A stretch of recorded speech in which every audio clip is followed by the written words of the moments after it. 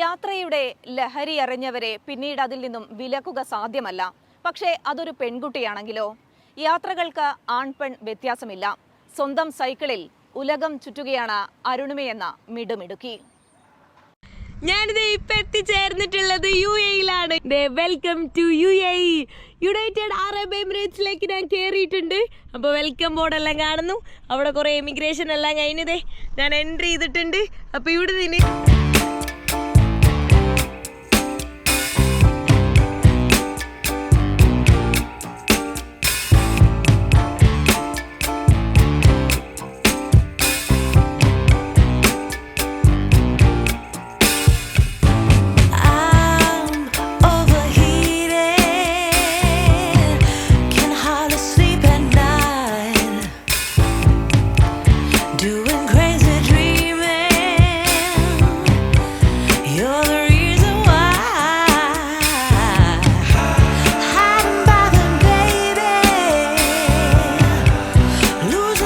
പാലക്കാട് ഒറ്റപ്പാലം സ്വദേശിനി.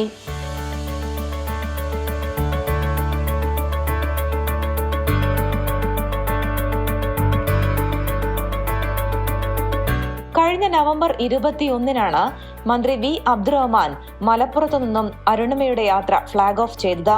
കേരളം മുതൽ മുംബൈ വരെ സൈക്കിളിൽ യാത്ര. അവിടെ നിന്നും വിമാനമാർഗം ഒമാനിലെത്തി. ഒമാനിൽ നിന്നും വീണ്ടും സൈക്കിളിൽ UAE-യിലേക്ക്. കേരളത്തിൽ നിന്ന് സൈക്കിൾ യാത്ര സ്റ്റാർട്ട് ചെയ്തു. മലപ്പുറത്താണ് സ്റ്റാർട്ട് ചെയ്തത്. പിന്നീട് മാംഗ്ലൂർ, പൂനെ വഴി മുംബൈ വരെ വന്നു. പിന്നെ മുംബൈയിൽ നിന്ന് ഫ്ലൈറ്റ് മാർഗമാണ് ഞാൻ ഒമാനിലെത്തിയത്. അപ്പോൾ ഫ്ലൈറ്റ് എടുക്കാനുള്ള റീസൺ എന്ന് പറയുന്നത് നമ്മുടെ പാകിസ്ഥാനും ഇറാനും ഇറാഖൊക്കെ കയറി കഴിഞ്ഞാൽ പിന്നെ അമേരിക്കയും യൂറോപ്പൊക്കെ പോകുന്ന സമയത്ത് റിജക്ഷൻ കിട്ടും. അത് മാത്രമല്ല ഇവിടുത്തെ വിസ കിട്ടാന്ന് പറയുന്നതും ഭയങ്കര ഡിഫിക്കൽട്ടായിട്ടുള്ള കാര്യമാണ്. പിന്നെ ചൈന വഴി നമുക്ക് വരാൻ പറ്റും. അപ്പോൾ അതുവഴിയും റോഡ് ക്ലോസ്ഡ് ആണ്. അപ്പോൾ റോഡ് മാർഗം നമുക്ക് വരാൻ പറ്റില്ല. അതിനാലാണ് ഒരു ഫ്ലൈറ്റ് എടുത്തിട്ട് ഞാൻ ഒമാനിലെത്തിയത്. പിന്നെ ഒമാനിൽ നിന്ന് റോഡ് വഴി തന്നെയാണ് ഞാൻ UAE-യിലെത്തിയത്. അപ്പം ഇനിയുള്ള യാത്രകളൊക്കെ റോഡ് വഴിയായിരിക്കും.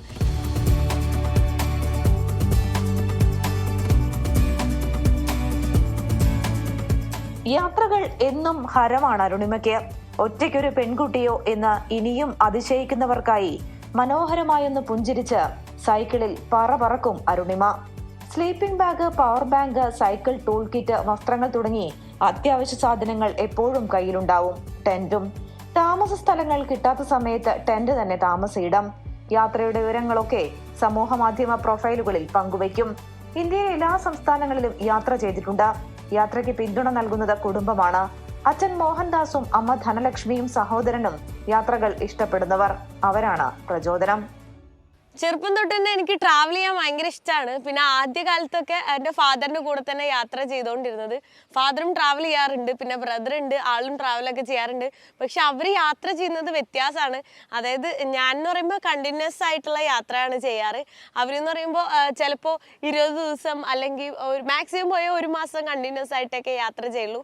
ഞാൻ എന്ന് പറയുമ്പോൾ ഇപ്പോൾ ഒരു ലാസ്റ്റ് 2 years ആയിട്ട് കണ്ടിന്യൂസ്ലി യാത്രയിലാണ്. അപ്പോൾ എൻ്റെ ആഗ്രഹം എന്ന് പറയുമ്പോൾ ലൈഫ് ലോഗ് ഇങ്ങനെ യാത്ര മാത്രം ചെയ്തുകൊണ്ട് ജീവിക്കണം എന്നുള്ളതാണ്. 2 വർഷം കൊണ്ട് 22 രാജ്യങ്ങൾ സൈക്കിളിൽ ചുറ്റിക്കാണുകയാണ് ലക്ഷ്യം.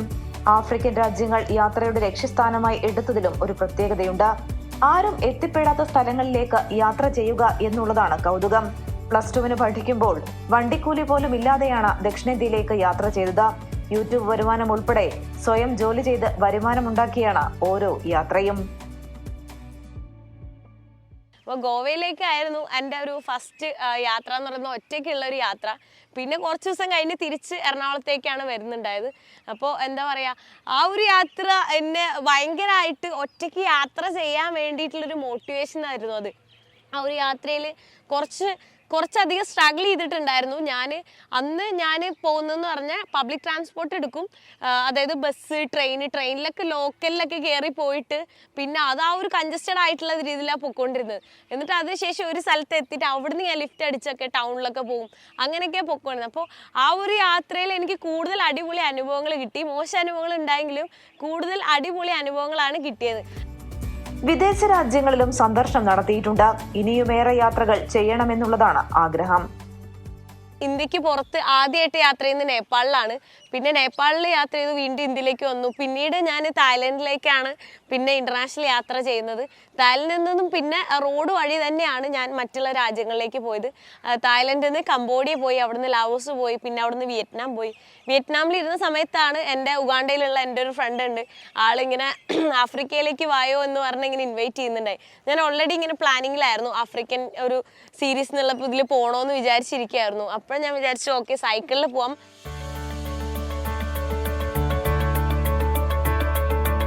യാത്രയിലെ അനുഭവങ്ങൾ അറിയുക എന്നുള്ളതാണ് ലക്ഷ്യം.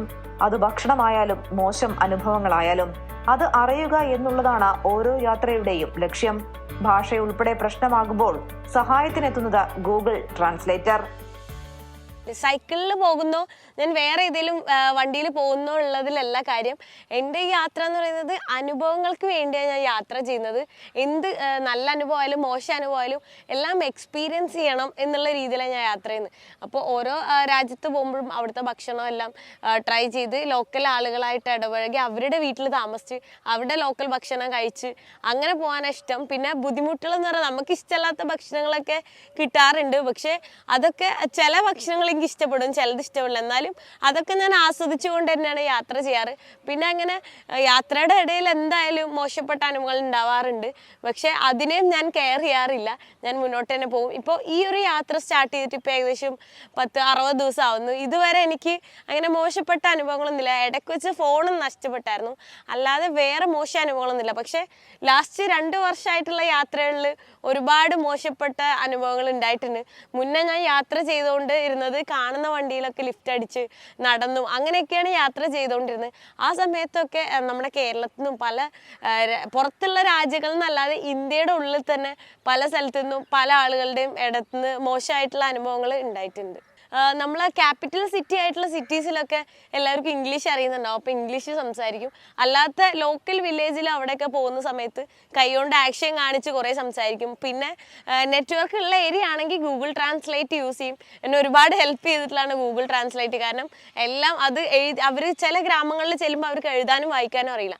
പക്ഷേ ഗൂഗിൾ ട്രാൻസ്ലേറ്റിൽ ഞാൻ ഇംഗ്ലീഷിൽ ടൈപ്പ് ചെയ്ത് കഴിഞ്ഞാൽ അവരുടെ ഭാഷയിലായിട്ട് അത് കേൾക്കുന്ന രീതിയിൽ അവർ ചെവിയിൽ ഞാൻ വെച്ചു കൊടുത്താൽ അവർക്കത് കേൾക്കാൻ പറ്റും. അപ്പം കേട്ടിട്ടാണ് അവർ തിരിച്ച് എനിക്ക് ഉത്തരം തരിക. ആ ഉത്തരം പറയുന്നത് ഞാൻ വീണ്ടും റെക്കോർഡ് ചെയ്ത് അങ്ങനെ ഗൂഗിൾ ട്രാൻസ്ലേറ്റ് വെച്ചാണ് ഞാൻ മറ്റുള്ള ആളുകളായിട്ട് കമ്മ്യൂണിക്കേറ്റ് ചെയ്ത് പോകുന്നത്. മറക്കാനാകാത്ത അനുഭവങ്ങൾ എന്തെങ്കിലും ഉണ്ടായോ ഈ യാത്രയിലെന്ന ചോദ്യത്തോട് അരുണിമയുടെ മറുപടി ഇതായിരുന്നു. എനിക്ക് ഒരുപാട് അനുഭവങ്ങളുണ്ട്. ഉണ്ടായിട്ടുള്ള എല്ലാ അനുഭവങ്ങളും കൂടുതലും നല്ല അനുഭവങ്ങളാണ്. പിന്നെ എന്താ പറയുക, ഇപ്പോൾ ലാസ്റ്റ് ഒരു അനുഭവം എന്ന് പറയുമ്പോൾ ഞാൻ ഇപ്പോൾ ഈ റീസെൻ്റ്ലി ഉണ്ടായതാണ്. എൻ്റെ യാത്രേൻ്റെ ഇടയിൽ ഫോണ് നഷ്ടപ്പെട്ട സമയത്ത് ഞാൻ ആകെ ഒരു ഇല്ലാത്തൊരു അവസ്ഥയിലാണ് ഇരുന്നുണ്ടായിരുന്നത്. കാരണം പുതിയൊരു ഫോണായിരുന്നു, 1 മാസം ആയിട്ടുണ്ടായുള്ളൂ വാങ്ങിയിട്ട്, കുറച്ച് എക്സ്പെൻസീവ് ആയിരുന്നു. അതുകൊണ്ട് ഞാൻ ആ ഒരു ടൈമിൽ പെട്ടെന്ന് ഫോൺ പോയപ്പോൾ യൂട്യൂബിലെല്ലാം വീഡിയോ ഇടുന്നതുകൊണ്ട് എഡിറ്റ് ചെയ്യാൻ പറ്റുന്നില്ല, പെട്ടെന്ന് സ്റ്റക്കായി പോയി. അതും ഒരു ഉള്ളേരിയയിലായിരുന്നു. അപ്പോൾ ഞാൻ പോലീസിൽ കേസെല്ലാം കൊടുത്ത് അവിടെ നിന്നായിരുന്നു. അപ്പോൾ അത് കണ്ടിട്ട് ഞാനിങ്ങനെ ടെൻഷൻ അടിക്കുന്നുണ്ട്. അവിടെയുള്ള നാട്ടുകാരൊക്കെ അത് അറിഞ്ഞു, എൻ്റെ കൂടെ അവർ സപ്പോർട്ട് ചെയ്ത് നിന്നു. അത് കഴിഞ്ഞിട്ട് അവരെനിക്ക് എന്താ പറയുക, എവിടെയെങ്കിലും സേഫായിട്ട് നിൽക്കാനുള്ള സ്ഥലം തന്നു. എന്നിട്ട് ഞാൻ ഈ പോലീസ് സ്റ്റേഷനിൽ കയറി ഇറങ്ങുന്ന സമയത്ത് പോലീസ് സ്റ്റേഷനിൽ ഇങ്ങനെ ഓരോ ജോലിക്ക് വരുന്ന ഒരു പുള്ളിക്കാരി ഉണ്ട്. അപ്പോൾ ആള് എൻ്റെ അടുത്ത് സംസാരിച്ചു, കാര്യങ്ങളൊക്കെ നോക്കി. അതിനുശേഷം ആളുടെ വീട്ടിലേക്ക് കൊണ്ടുപോയി. ആൾ താമസിക്കുന്ന പോലീസ് ക്വാർട്ടേഴ്സിലാണ്, എന്നാൽ ആ വീട്ടിലേക്ക് കൊണ്ടുപോയി എനിക്ക് ഭക്ഷണം തന്നു. 3 നേരം ഭക്ഷണം തന്നു. അതായത് അവിടെ അവർ കഴിക്കുന്ന ഭക്ഷണമല്ല എനിക്ക് തരുന്നത്, അവർ ഒരു ഗസ്റ്റ് വീട്ടിലേക്ക് വന്ന പോലെ അവർ എന്നെ ട്രീറ്റ് ചെയ്യുന്നത്. എന്താ പറയുക, നോൺ വെജ് ഇഷ്ടമെന്ന് പറഞ്ഞപ്പോൾ അത് തന്നെ അവർ എനിക്ക് തരികയാണ്. എന്താ ഏകദേശം ഒരു 1 വീക്കോളം ഞാൻ അവിടെ നിന്നിട്ടുണ്ടായി. ആകെ ഞാൻ ഇടയ്ക്കുന്ന് പുറത്തുനിന്ന് ഭക്ഷണം കഴിച്ചാൽ തന്നെ അവരെൻ്റെ അടുത്ത്, എൻ്റെ സ്വന്തം വീട്ടിലെ ആൾക്കാർ പറയുമ്പോൾ എന്തിനാ പുറത്തുനിന്ന് കഴിക്കണേ, ഇവിടുന്ന് കഴിക്കാൻ മതി എന്ന് പറഞ്ഞിട്ട് വീട്ടിൽ നിന്ന് കഴിപ്പിച്ചുകൊണ്ടിരിക്കുമായിരുന്നു. പുറത്തുനിന്ന് അവർ കഴിക്കാൻ സമ്മതിക്കുന്നില്ല. കാരണം അവർ വീട്ടിൽ നിന്ന് തന്നെ കഴിച്ചത്. അതായത് അവരെന്നെ ട്രീറ്റ് ചെയ്തെന്ന് പറഞ്ഞാൽ എനിക്ക് എന്തോ പോലെ. കാരണം ആ ഒരു സിറ്റുവേഷനിൽ ഞാൻ ഭയങ്കര ഡൗൺ ആയി നിൽക്കുന്നതാണ്. അപ്പോൾ പുറത്ത് എന്നെ അറിയാത്ത ഒരാളാണ് ഞാൻ, കംപ്ലീറ്റ്ലി ഒരു സ്ട്രേഞ്ചറാണ്. എന്നെ വീട്ടിൽ കൊണ്ടിരുത്തി എന്താ പറയുക, ഹോട്ടലിൽ നിന്ന് കഴിപ്പിക്കുന്നില്ല. അപ്പോൾ ആ ഒരു സിറ്റുവേഷനെ കണ്ടപ്പോൾ എന്താ പറയുക, ഈ ഒരു യാത്രയിൽ ഒരു തടസ്സം വന്നപ്പോൾ അവരുടെ ആ ഒരു എന്നോടുള്ള ആ ഒരു ബിഹേവിയർ ബിഹേവിയർ ഉണ്ടായപ്പോഴാണ് എനിക്ക് എന്താ പറയുക ഒരു നെഗറ്റീവായിട്ട് അത് തോന്നില്ല, അതൊരു നല്ല കാര്യമായിട്ട് ഞാൻ മനസ്സിൽ കണ്ടിട്ട് ഞാൻ മുന്നോട്ട് യാത്ര തിരിച്ചു. പെൺകുട്ടികൾക്ക് ഇങ്ങനെ ഒറ്റയ്ക്കൊക്കെ യാത്ര ചെയ്യാനാകുമോ എന്ന് സംശയിക്കുന്നവരോടും അരുണിമയ്ക്ക് പറയാനുണ്ട്. യാത്രകൾക്ക് ആൺപെൺ ഭേദമില്ല. നിശ്ചയിച്ചുറപ്പിച്ചാൽ യാത്ര മാറ്റിവെക്കരുത്. നിങ്ങളെക്കുറിച്ച് മറ്റുള്ളവർ എന്തു ചിന്തിക്കുമെന്നോർത്ത് ഒന്നും ചെയ്യാതിരിക്കരുതെന്നും അരുണിമ. യാത്ര ചെയ്യണമെന്നുണ്ടെങ്കിൽ ഗേൾ ആയാലും ബോയ് ആയാലും ഈക്വൽ ആയിട്ടുള്ള ആ ഒരു റിസ്ക് ഉണ്ട്. അപ്പോൾ ഞാൻ മുന്നേക്ക് യാത്ര ചെയ്ത സമയത്ത് ഒറ്റയ്ക്ക് യാത്ര ചെയ്യും, കൂട്ടുകാരുടെ കൂടെ യാത്ര ചെയ്യാറുണ്ട്. മാക്സിമം ഒറ്റയ്ക്ക് യാത്ര ചെയ്യാനാണ് കൂടുതൽ താല്പര്യം. പിന്നെ എൻ്റെ അതേ മൈൻഡുള്ള സെയിം കമ്പാനിയന് ആരെങ്കിലും ഒരാളുണ്ടെങ്കിൽ ഞാൻ 2 പേര് അങ്ങനെ യാത്ര ചെയ്യാറുണ്ട്. അപ്പോൾ ആൺ സുഹൃത്തുക്കൾ എൻ്റെ കൂടെ യാത്ര ചെയ്യുന്ന സമയത്ത് ചില സമയത്ത് ആൺകുട്ടികൾക്കെതിരെയാണ് എന്താ പറയുക മോശം അനുഭവങ്ങൾ ഉണ്ടാവാറ്. ഞാൻ സേഫ് ആവാറുണ്ട് പല സമയത്തും. അപ്പോൾ ആൺകുട്ടിയായാലും പെൺകുട്ടിയായാലും ഈക്വൽ റെസ്പോൺസിബിളി ആണ് യാത്ര ചെയ്യണം എന്നുള്ളത്. അപ്പോൾ പെൺകുട്ടി എന്നുള്ള രീതിയിൽ എനിക്ക് അങ്ങനൊരു തടസ്സം തോന്നിയിട്ടില്ല. ചില സ്ഥലങ്ങളിലൊക്കെ ചെല്ലുന്ന സമയത്ത് കൂടുതൽ കെയർ എനിക്ക് അനുഭവപ്പെട്ടിട്ടുണ്ട്. അതൊരു പെൺകുട്ടി എന്നുള്ള നിലയിലാണ് ആ ഒരു കെയർ എനിക്ക് കൂടുതൽ കിട്ടിയത്. അപ്പോൾ പെൺകുട്ടി ആയതിൽ ഞാൻ ലക്കിയാണെന്ന് ഞാൻ തിങ്ക് ചെയ്യാറുണ്ട്. യാത്ര ചെയ്യാൻ ആഗ്രഹിക്കുന്നവരോട് പറയാനുള്ളത് ഇത്രമാത്രം. യാത്ര ചെയ്യാൻ ആഗ്രഹിക്കുന്നവരോട് എനിക്ക് പറയാനുള്ളത്, ഒരുപാട് പേര് ഡീമോട്ടിവേറ്റ് ചെയ്യാനുണ്ടാവും, എന്താ പറയുക നെഗറ്റീവ്സ് പറയാനുണ്ടാവും. ഇപ്പം ഞാൻ ഈ യാത്ര പുറപ്പെട്ടെ പിന്നെ പലരും എൻ്റെ അടുത്ത് ഒറ്റയ്ക്ക് ഇങ്ങനെ പോകാൻ പറ്റില്ല, പല രീതിയിലും എന്നെ ഡീമോട്ടിവേറ്റ് ചെയ്തു. പക്ഷെ ഞാനതൊന്നും കെയർ ചെയ്യുന്നില്ല. ആ ഒരു റൂൾസ് എല്ലാം ബ്രേക്ക് ചെയ്തിട്ട് നമ്മൾ മുന്നോട്ട് പോയാൽ മതി. അത് യാത്ര എന്ന് മാത്രമല്ല, നമ്മൾ ഏത് ഫീൽഡിലാണെങ്കിലും നമ്മൾ എന്ത് കാര്യം ചെയ്യുമ്പോഴും നമ്മളെ ഇതാക്കാൻ കുറേ ആളുകളുണ്ടാവും. പക്ഷെ നമ്മളൊരു പോയിന്റിലെത്തുമ്പോൾ ഈ പറഞ്ഞവർ തന്നെ നമ്മളെ കൂടെ നിൽക്കാനുണ്ടാവും. അപ്പോൾ അതുകൊണ്ട് മറ്റുള്ളവരെയൊന്നും മൈൻഡ് ചെയ്യാണ്ട് നമുക്ക് എന്ത് ആഗ്രഹം ഉണ്ടെങ്കിലും അതിനെ ഫോക്കസ് ചെയ്ത് ആ ഒരു ഡിറ്റർമിനേഷൻ വെച്ച് ആ ഒരു അംബിഷനിലെത്താം. ഇനിയും ഏറെ യാത്രകൾ ചെയ്യണം. കാണാത്ത നാടും സംസ്കാരങ്ങളും അനുഭവിച്ചറിഞ്ഞ് അപ്പൂപ്പൻ താടി പോലെ പാറി നടക്കണം. ഒരു പെൺകുട്ടിക്ക് ഇതിലും മനോഹരമായി എങ്ങനെയാണ് സ്വപ്നം കാണാനാവുക? പ്രിയപ്പെട്ട പെൺകുട്ടി, മുന്നോട്ട് നടക്കുക. സ്വപ്നം കണ്ട ദൂരങ്ങളൊക്കെയും ഹൃദയത്തിൽ പതിയും വരെയും.